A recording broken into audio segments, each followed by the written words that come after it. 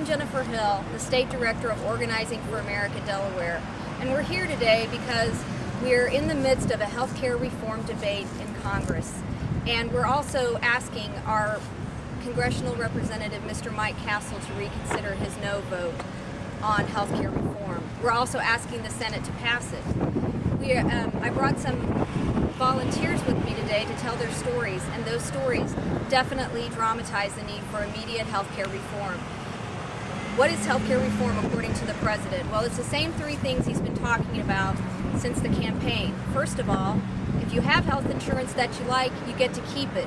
And it will also make health insurance more affordable for those of you who have a pre-existing condition, and close the donut hole in Medicare Part D. Secondly, if you don't have health insurance, we're going to be having new affordable options for you, including the exchange, where people will be able to go and look at health and care insurance costs and compare benefits and buy the packages that they actually need. And third, it will actually bring down costs. The healthcare plan that's going through Senate will be paid for. And also we will achieve a lot of savings through the more strict enforcement and keeping track of waste, fraud, and abuse, which is we're losing hundreds of millions of dollars to waste, fraud, and abuse. So we know that all of these things combined will improve healthcare for all Americans. And so we're asking Congress to please pass healthcare reform this year. Hi, my name's Keith Russell. I'm a nuclear medicine technologist. I've been working in the healthcare field for over 20 years. I've seen many things come and go in that time frame.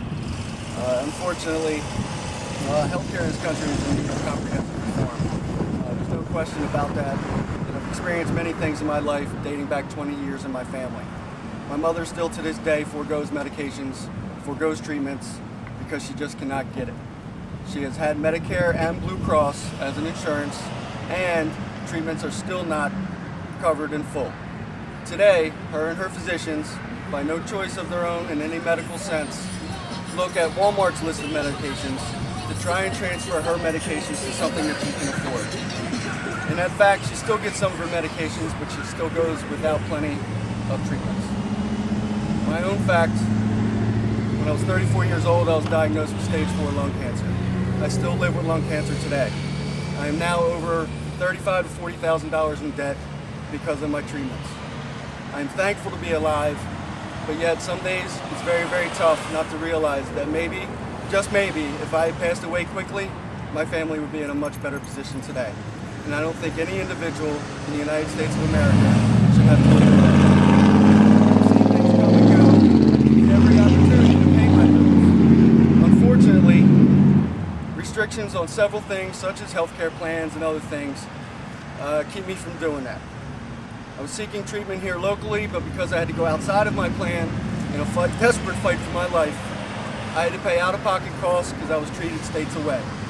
Even though it was one of the most world-renowned cancer centers in America, I have to pay an exorbitant amount of costs just because I got treated outside of my plan. This should not happen to anyone, and we are in desperate need of healthcare reform. My name is Lee Horzempa, and I wanted to share my story because I think it shows how easy it is to fall through the health insurance cracks. I was laid off from a small nonprofit in February, and because my employer had less than 20 employees, I did not have the option of continuing my work plan under COBRA. Because I have pre-existing conditions, I could not get an individual plan. My only option was a guarantee issue plan, which does take people with pre-existing conditions, but costs $728 a month with a $2,900 a year deductible. So basically the plan does not pay for anything until I pay $2,900 out of pocket. And this is in addition to $728 a month. So I'm someone who would directly benefit from the health care bill because if insurance companies could not discriminate based on pre-existing conditions, I would be able to get an individual plan which would be much more affordable. I also know people who have serious chronic health conditions like diabetes and high blood pressure, They work in an hourly job with no benefits. They couldn't get health insurance anyway because of their pre-existing conditions.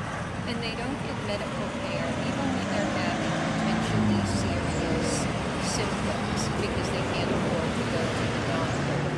I think it is unacceptable that in the richest country in the world, people go without medical care. Health care should not just be for the healthy and the wealthy. And that's why I think this legislation is so important.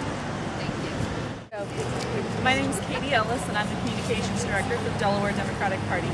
Representative Mike Castle's recent no vote on health care reform is just one more example that Representative Castle would rather take direction from the Republican Party leadership than from the people of Delaware who are suffering under the rising costs of health care reform. Throughout the process, Delawareans have made it very clear that they want and need this reform. Last fall, Delawareans sent the Obama-Biden administration to Washington with a clear mandate to enact their agenda of putting the economy back on track and reforming the cost of health care. Now that Representative Castle is running for Senate against a far right-wing opponent, his positions are putting him further and further out of line with the views of the mainstream Delawareans.